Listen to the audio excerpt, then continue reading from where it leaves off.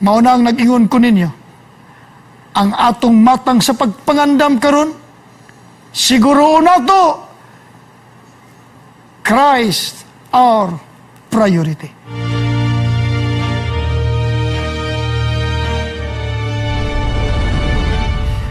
Anhin na ta sa bag-ong Pangulo, praise the Lord, si Josue, bag-ong Pangulo sa bag-ong henerasyon.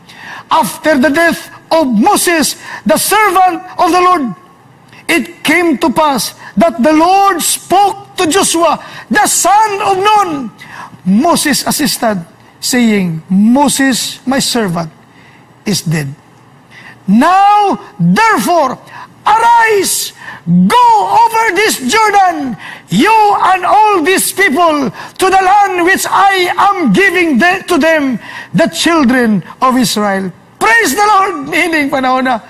Pagkanindot ni ining tungura, sadang namatay na si Moses, gitawag sa Diyos, si Josue, wala gipili. Ang Diyos ang tawag. Walay komite nga gipatapok o kinsay ilang pilion mga ngalan mahimong magdumala sa mga Israelhanon. Ang Diyos mismo mao'y nagtudlo sa angayan nga mangulo ni ining bag-ong henerasyon sa mga katawhang musuluray sa yutanong kanahan. Si Josue. Now Joshua, the son of Nun, was full of spirit and wisdom, for Moses had laid his hands on him. Humana po di ay giandam sa Ginoo, no? Kasi Moses na dahil nagtapiu na siyang mga kamot nga to niya. So the children of Israel heeded him and did as the Lord had commanded Moses. Kung imo nang tugkaron pagayo, mura og dili na gyud parihas sa una nga mga Israelitas nga mangita pagpangulo, gusto pang mangita og kinsay ilang piliong pangulong mudala balik sa Ehipto. Pero karon sa diha nga si Moses gitudlo, si Josue gitudlo na sa Ginoo, mudumala nila atong lantawon kining bag-ong pangulo nga magdumalas bag-ong henerasyon sa mga Israelhanon. Then Joshua commanded the officers of the people, saying, pass through the camp and command the people, saying, prepare provisions for yourselves, for within 3 days you will cross over this Jordan, which the Lord your God is giving you to go in to possess the land. Mauna niya itong teksto. Si Josue na, o kung sa gibuhat niya, mibarog na siya, officially, mihimo na siya iyang dakong katungdanan, ingon nga nagdumala ni ining katawang musuluray nas Kanaan, dalaygo ni Ginoo. Ingon siya, tulo ka adlaw, mangandam ta, kay atong tabukon ang Jordan. Pagkaninduta, o niya, kay gihatag kini sa Dios kanato, muadto kita, og atong adkuha ato ang kunon kana ngayuta. Pagkanindot, si Josue, kauban kang Caleb, 40 years ago, mao to bisinggit sa mga tao, ang yuta gihatag sa Dios kanato, makaadto ta didto. Apa na mga tao, mubato na unta niya. 40 katuig ang milabay ni Anas Josue, usa na kapangulo, manindog ta, mangandam ta, sulod sa tulo ka adlaw, kay atong sudlon, atong tabukon ang Jordan. Atong sundon, isugilanon, pagkanindot kayo. So, they answered Joshua, saying, all that you command us, we will do, and wherever you send us, we will go. Praise the Lord. Bag-ong Pangulo, bag-ong henerasyon, dili na mga masinupakon. Talaygo ng Diyos, pagkanindot. Niining bag-ong henerasyon, nakakatuna kining mga tao, hana, unsay na itamo sa ilang maginikanan kaniadto.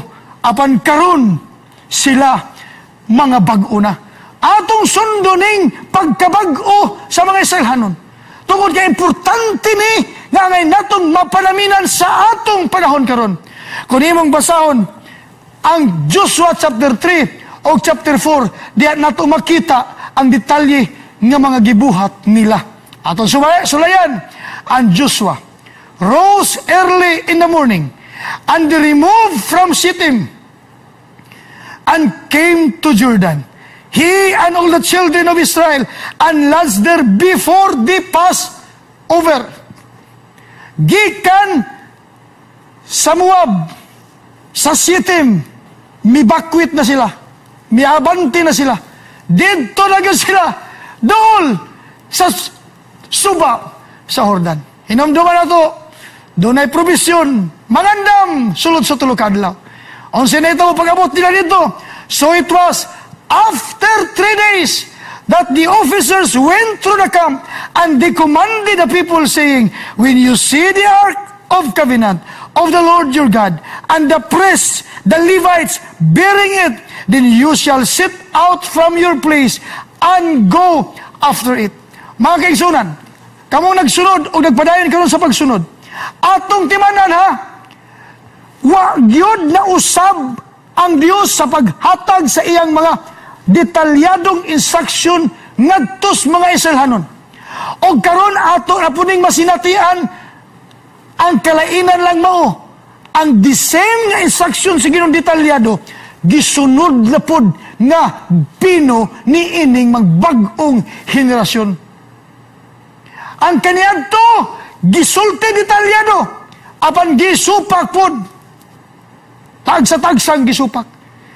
Although nakapadayon ang Dios dili gyud dili siya muhimong muundang, di sa pwedeng muhunong aron lang tagdon ang mga reklamo. Padayon siya regardless of all circumstances tungod kay ang plano nagpadayon pagkaisunan. Kinahanglan matuman ang plano.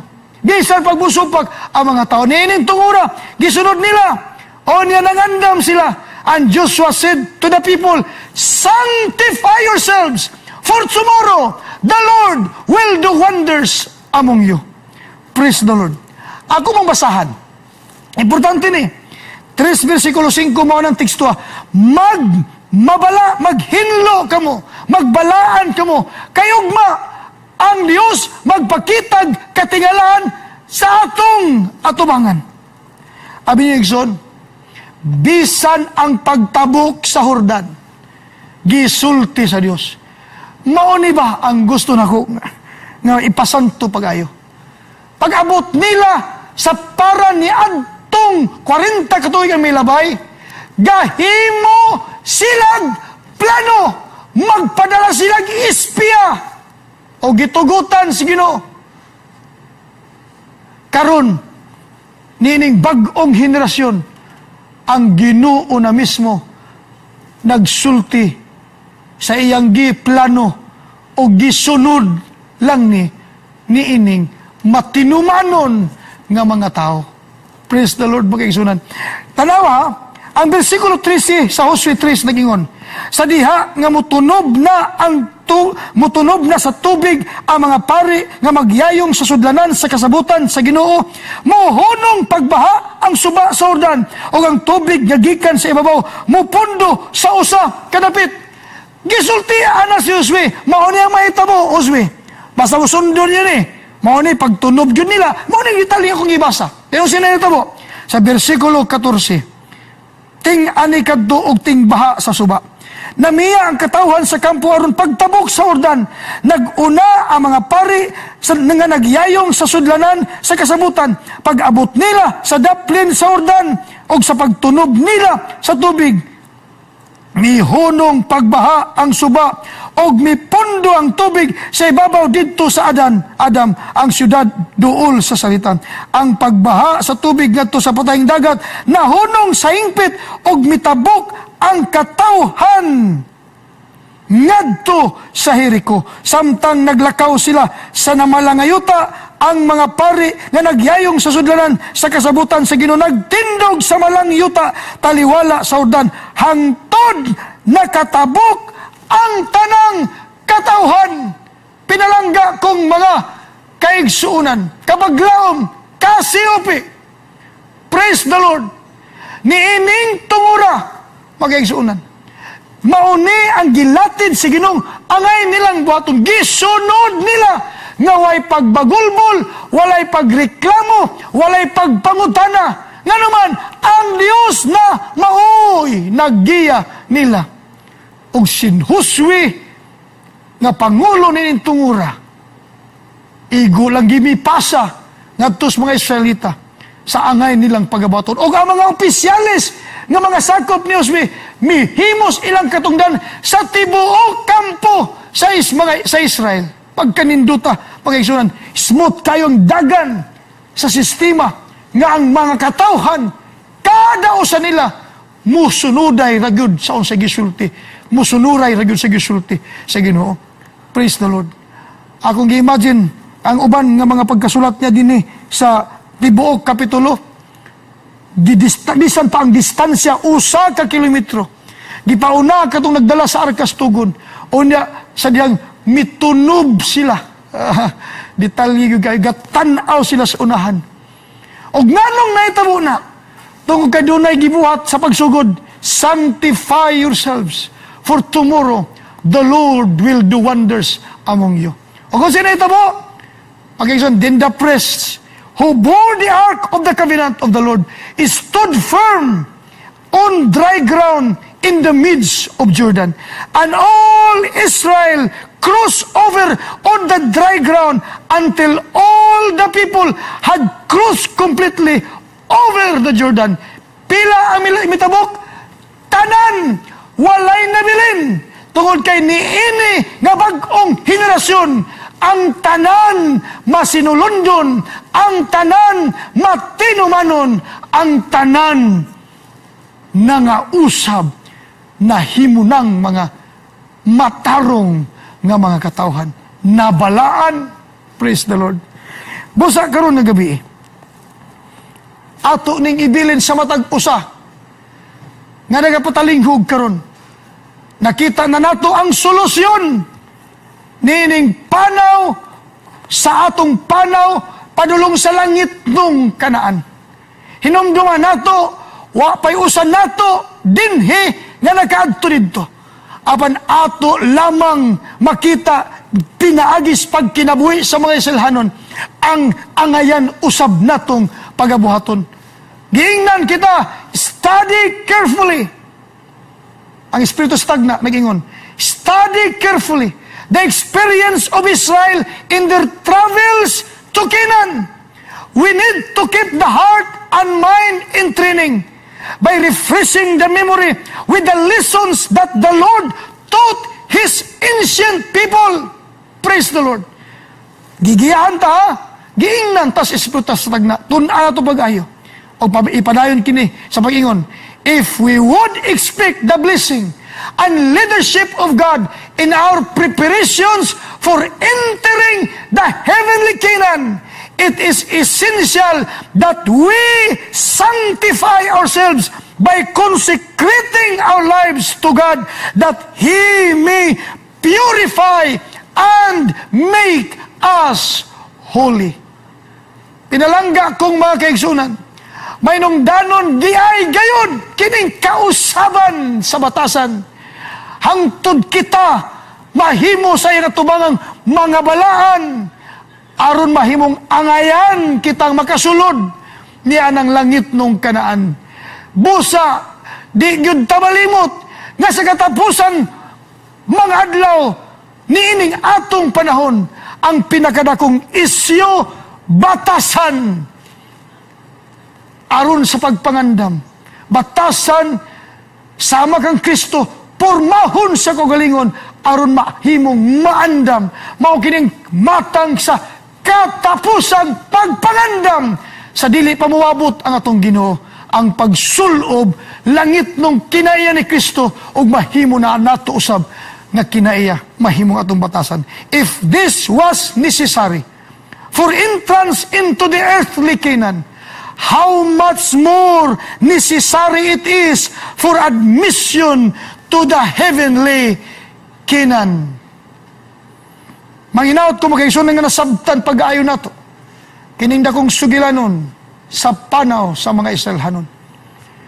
Tungkol kay dunay panawng tapusunon ang langit nung panaw alang sa katapusang henerasyon sa katawhan si Ginoo sa atong panahon. Ikaw, ako, kitang tanan, ug ato kinilang taon, nga dakong sugilanon sa panlantaw sa Dios. Ato lang timan-an kanunay, nga tamatag gabi gisulti ko kini kaninyo, there is always reward in trusting every instruction from God. Pag-aigsunan sa iyo na yun kayo. Di gyud libog, dili problema. Ato lang tudluan atong kaugalingon sa pagsunod, sa pagsunod, sa pagsunod. Sa pagtuman, sa pagtuman, sa pagtuman. Hapsay ng tanan. Mauna ang nag-ingon ko ninyo, ang atong matang sa pagpangandam karon, siguro nato, Christ our priority. Kaya ang saad niya, surely I am coming quickly. Matuman na gayud kini sa atong panahon. Talaygo ng Diyos, makaigsunan. O atong himuuning personal sa atong kinabuhi. Kaya kini nga saad sa Diyos, iya kitang gisultihan, nga bulahan gayud ang nagabasa, ang nagapaminaw, niining mga pulong sa propesya og nagatuman sa mga naisulat niini. Kay ang panahon haduol na. Himuon taning personal nga kasinatian, mao kini akong pamilya. Hulagway ni sa tuig 2020. Karon dagko na ni sila. Apan sumala sa akong gihatag kani matag gabi, kamugulang ang anak, ikaduhang anak, sa ilang mga ngalan, gipatatak nato ang kahulugan nga kita nagpaabot gihapon nga dili malimot niining saad niya nga hapit na mobalik. 12 ka tuig ang gintang gikan sa ikaduhang anak namo na tao ang unang lalaki.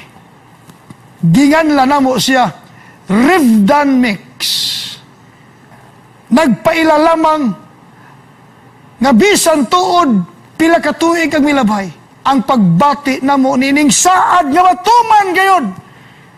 Nagpabilin gyapon busa among ginganlan ang among anak nga ikatulo, Rivdan Mix. Nagpabilin pagayod pag-ayo. Gitan-aw namo, kung Jesus is coming again, 12 ka tuig milabay, duol na ang atong pagbati ang Ginoo mobalik. Unsa paghaning atong anak nga lalaki. Busa amo siyang nganlan niini nga ngalan. Rivdan ang kahulugan. Revelation Daniel. Sumala sa tagna. Wala pud namo na siya. Gibali lang namo kay og di balihon masubject man sa Mountain View College. Danrib. So Rivdan, apan ka ng mix, kaya ang Michael, mao man na si Jesus Christ sa propesya. Michael is coming soon. Makaigsunan, gipasabot lamang namo nga sa among kinabuhi, si Kristo mao gayud ang among giuna.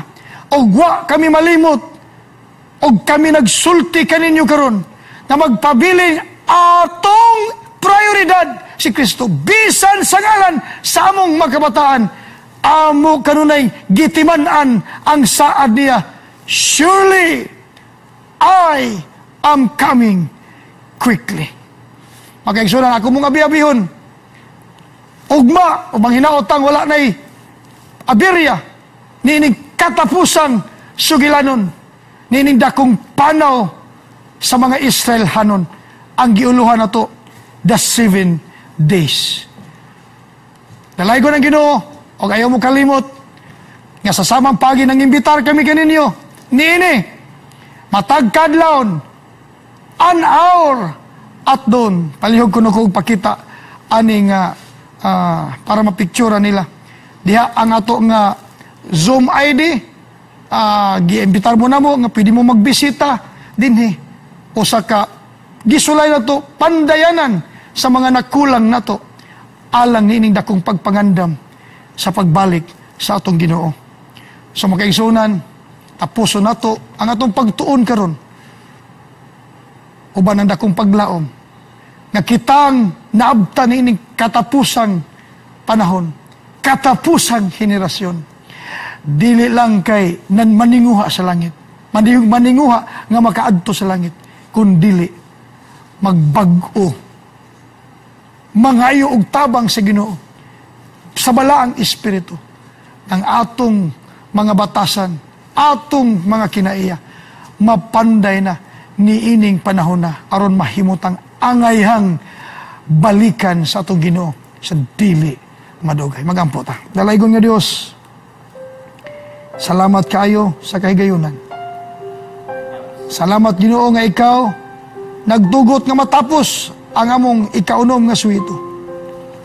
Ug samtang among gipalupad kining pagtulunan alang sa imong gipangtawag nga katawhan, sadyang ila kining sublion sa pagpaminaw, masilsil silang alimpatakan ang pagkamaynong danon ining balaang mga butang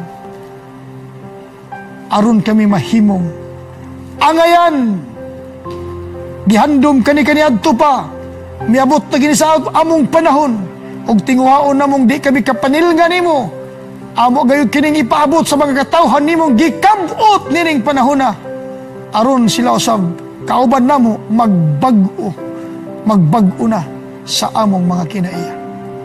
Balaang Espiritu, nagaliyok ikaw sa tibok kalibutan aron sa pagplansa nining langit ng batasan. Hinumdumi kami kanunay, hinumdumi ang tanang nagapaminaw niini nga mga pagtuon. Ayaw kami pasagdi kay di na mo makaya kung wala ka. Ug salamat Ginoo nga kami imong gisultihan tungod kay imo di ay kaming hinigugmang katawhan. Salamat sa pagpanalangin nimo kanamong tanan ug hangtod ugma kami mabulahan ug dili lamang matapos kini nga sugilanon nga serye sa matagabi dinhi kundili matapos kini samtang mag-abot na kaming tanan diha sa imong gingharian giandam sa magkatawhan nagatuo misunod kanimo. Salamat sa imong pagkamayo sa ngalan ni Jesus. Amen.